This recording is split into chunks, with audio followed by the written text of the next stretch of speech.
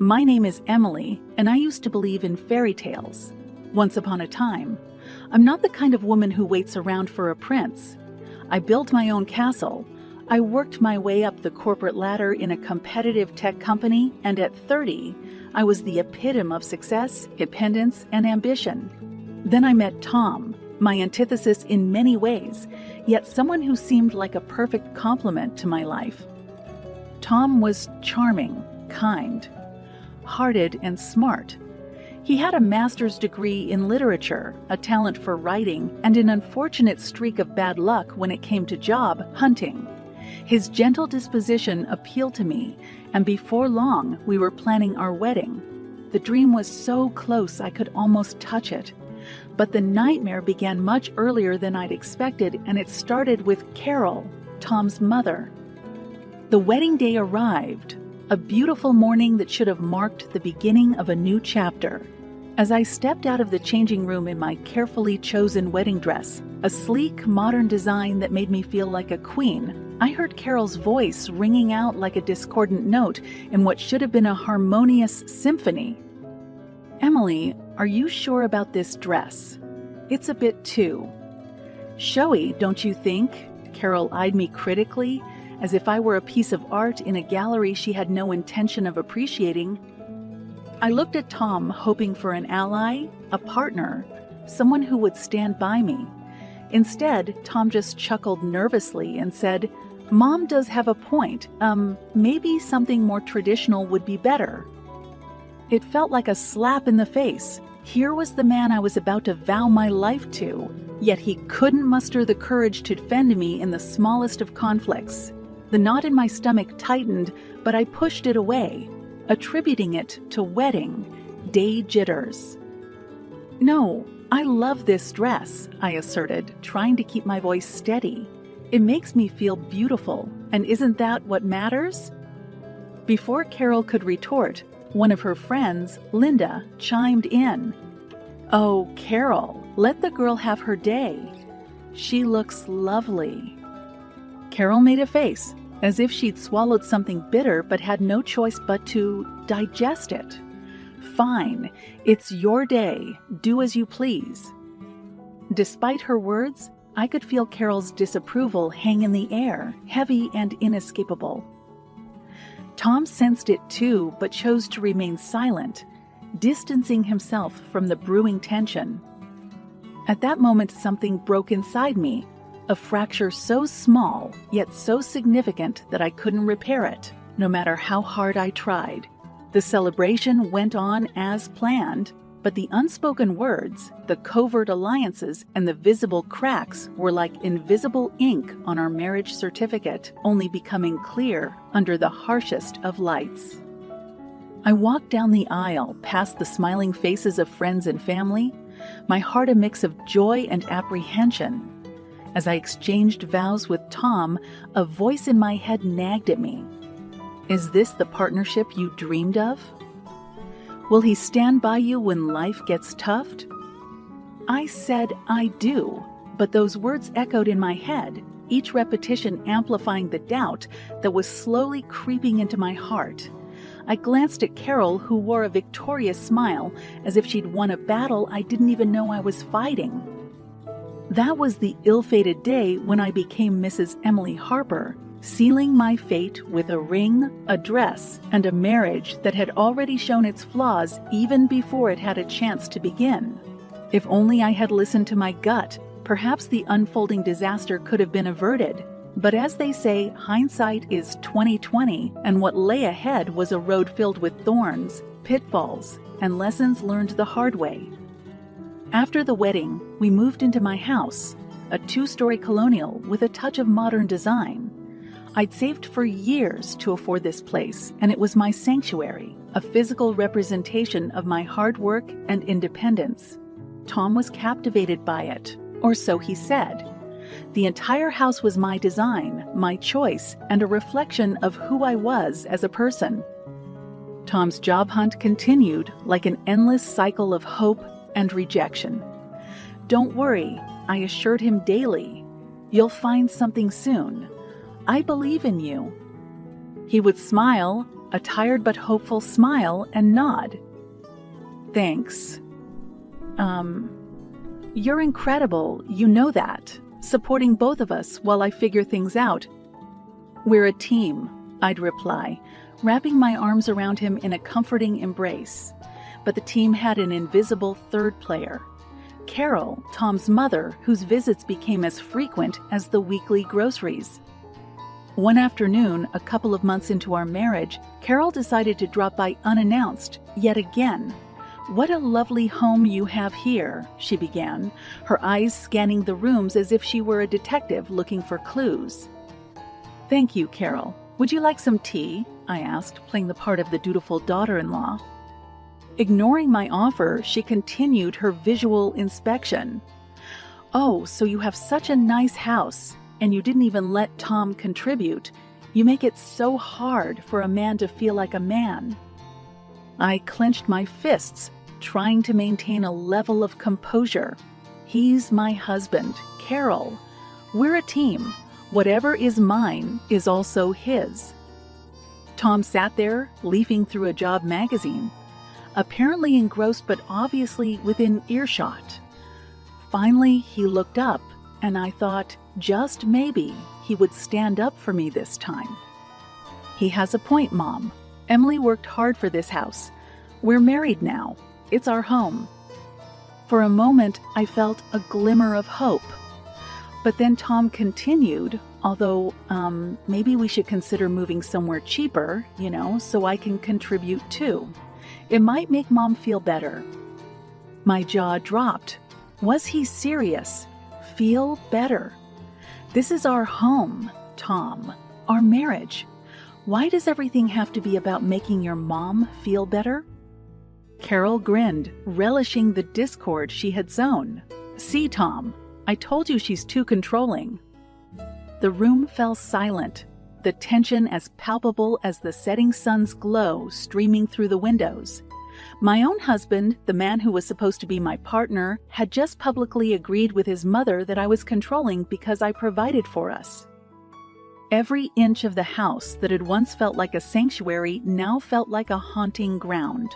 My success, my independence, and my kindness had all been weaponized against me, twisted into flaws by the people who were supposed to be my family. Each room seemed to echo with Carol's disapproving words and Tom's complicit silence. It was a chilling realization knowing that my sanctuary had been infiltrated, that my marriage had become a battlefield and my spouse a potential enemy in disguise. The house remained as it was, walls, floors, ceilings, immutable, but the life within it had changed. What was once a home filled with love and promise had become a haunting house, a setting for a deteriorating marriage and the grim foreshadowing of betrayals yet to come. After that day, I kept my emotions in check, buried under layers of work stress and domestic duties. I was becoming increasingly uncomfortable in my own home, walking on eggshells around Tom and avoiding his mother like the plague. Still, life had to go on. My job was demanding, but rewarding. As a high-ranking executive at a major tech company, I had a substantial income and was able to set aside a decent amount of savings. I had always been financially prudent, setting aside money for our future, thinking that someday we'd use it to buy a bigger house or to travel the world. Couple things, Over the years, my frugality paid off, and my savings account swelled to $400,000. I never kept it a secret from Tom. I believed in financial transparency in a marriage. He knew about the money and where it was kept, and I had no reason to doubt his intentions. That was until one fateful evening when I logged into my bank account to make another deposit. My heart sank as I looked at the screen. $0. The account was empty, every single penny gone.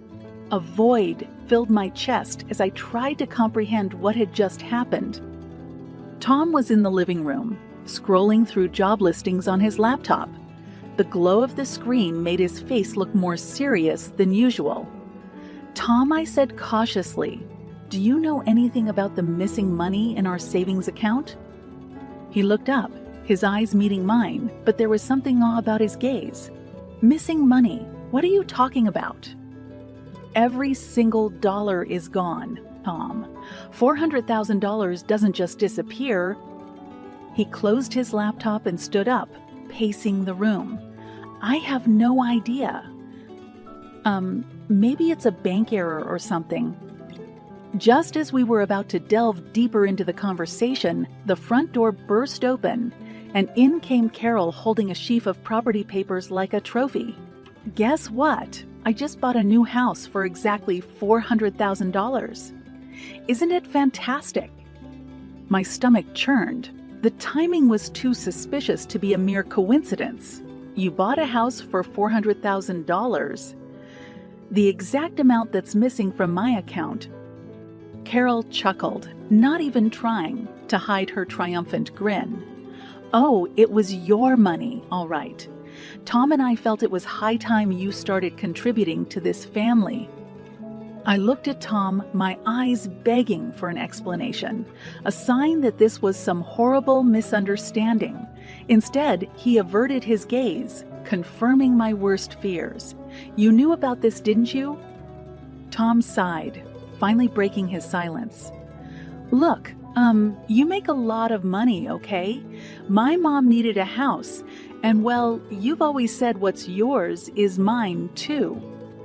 Without even asking me, without even a hint of discussion, I was livid, the walls of my haunting house closing in on me, trapping me in this unbearable reality. It's family, Emily, Carol interjected, and in this family, we prioritize need over greed. Need over greed. I was flabbergasted. This was betrayal of the highest order.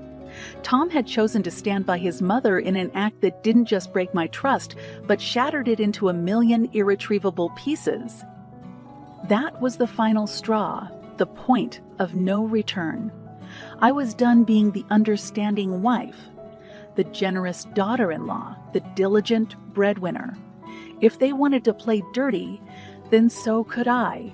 As they say, turnabout is fair play, and I was all set to turn their world upside down. So I put on my best poker face and said, "Congratulations, Carol. I hope you enjoy your new home." Little did she know that her joy would be short-lived. I had a plan, a way to reclaim not just my stolen money, but also my dignity, my independence, and my life. They had made their move, and now it was my turn. In this twisted game, I would have the final say, and it would be decisive. I spent the night restless, thinking through my options while Tom snored beside me. It was surreal to think that this man, who had promised to stand by me in sickness and in health, for richer or poorer, had conspired with his mother to rob me blind. My mind was a chaotic whirlpool, but amidst the chaos, a plan was taking shape. I went to work as usual the next day, my game face on. With a deep breath, I walked into my lawyer's office during lunch. Sarah was not just an attorney, but also a close friend, someone who had been with me through thick and thin.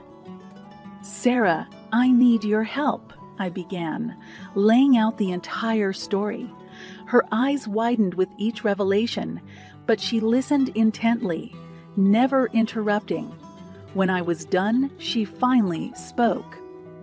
"Emily, this is severe.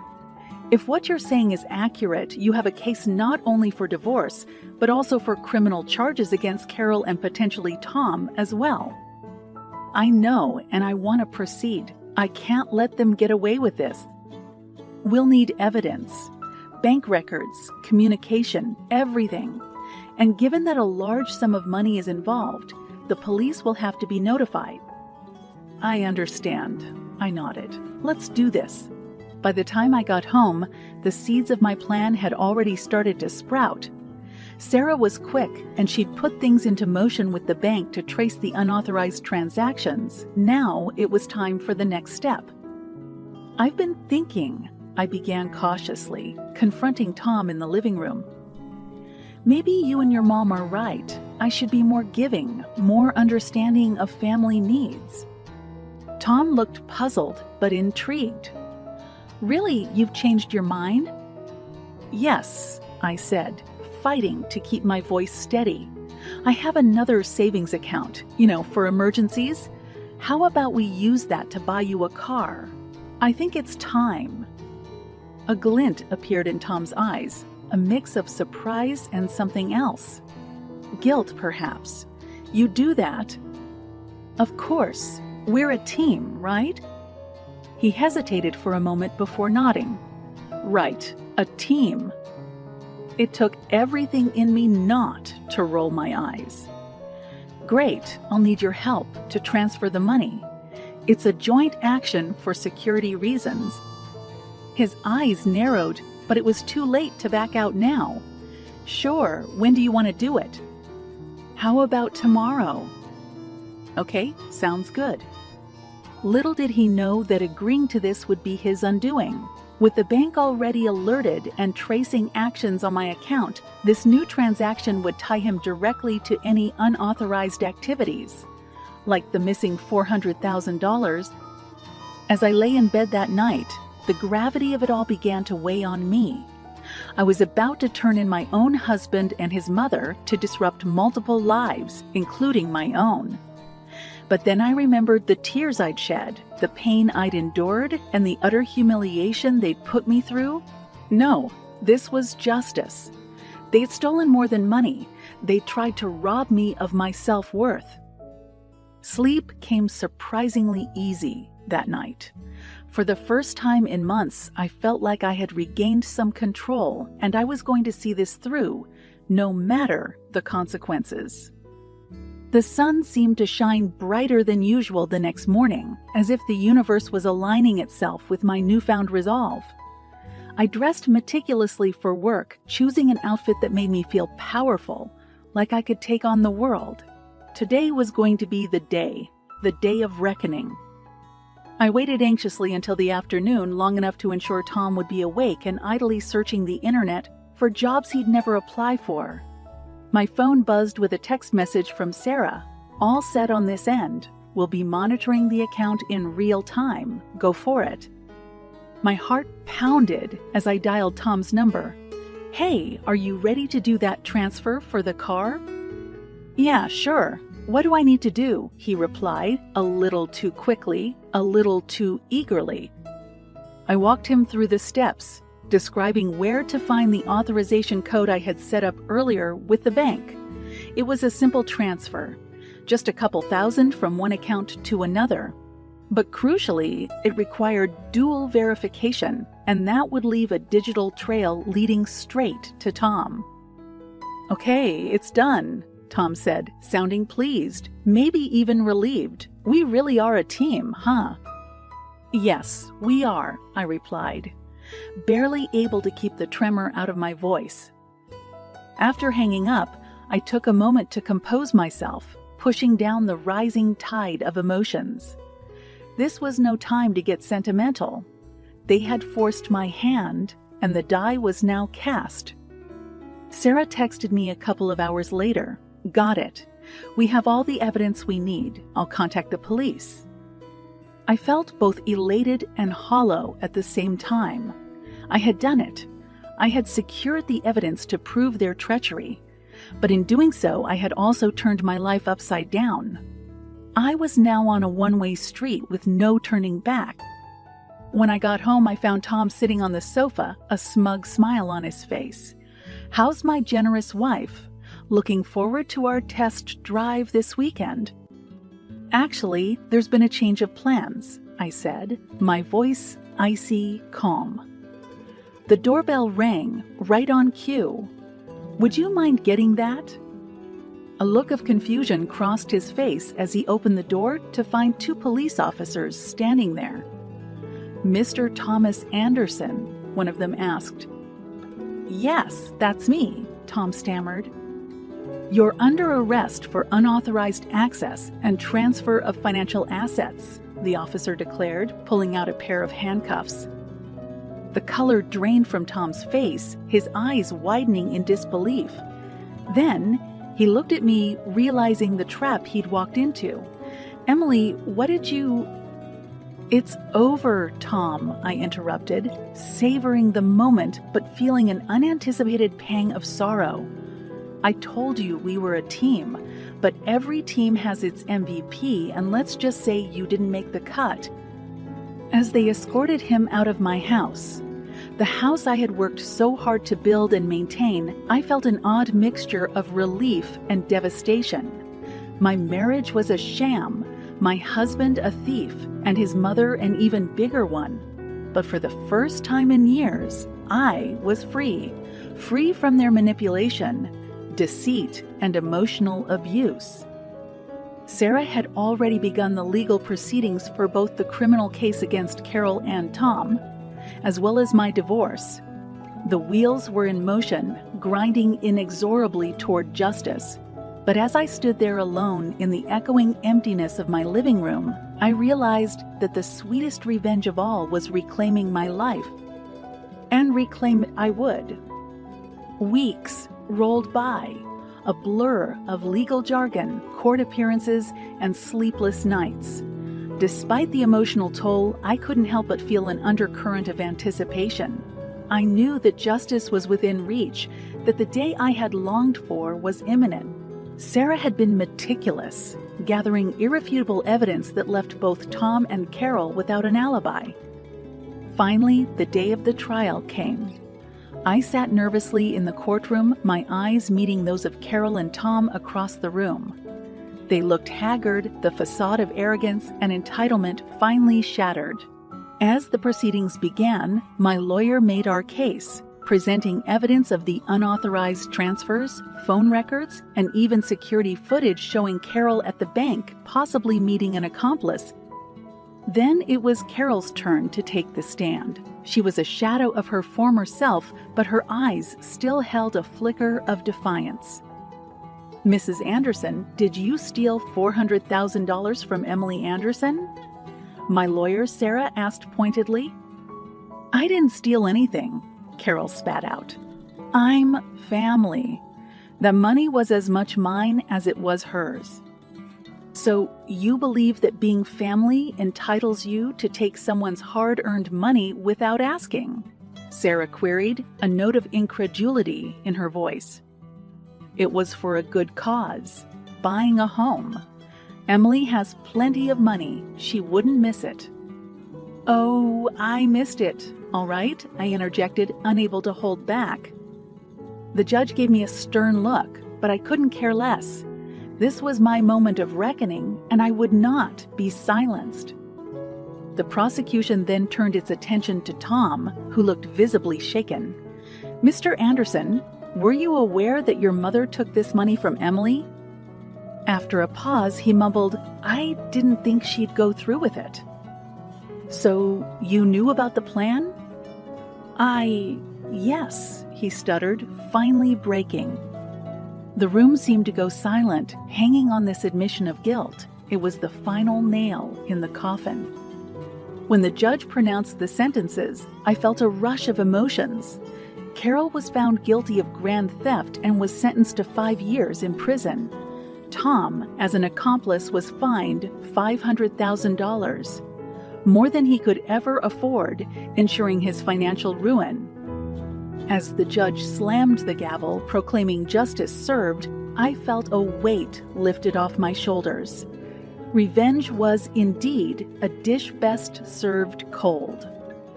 "Emily," Sarah turned to me as we walked out of courtroom. "You okay?" "I will be," I replied, finally allowing myself a smile. For the first time in years, I feel like I can breathe. The past is behind me, and the future, well, the future is a blank canvas. And indeed it was. The following months were a whirlwind of changes. The divorce was finalized, leaving me with full ownership of my assets. I dove back into my career with renewed vigor, landing a promotion that relocated me to a new city, a fresh start in every sense. But before leaving, I made one final visit to the prison where Carol was serving her sentence. I needed closure, a full stop to that chapter of my life. As I stood on the other side of the glass, looking into the eyes that had once looked down on me, I felt no hatred, only pity. "Was it worth it, Carol?" I asked, my voice tinged with a sorrow I hadn't expected to feel. Her eyes met mine, and for the first time, I saw a glimmer of regret. "No," she whispered. "It wasn't." I nodded, turning away without another word. Revenge was sweet, but reclaiming my life was sweeter. And as I walked out into the sunlight, I knew that while the past might shape us, it doesn't define us. I was ready to paint my future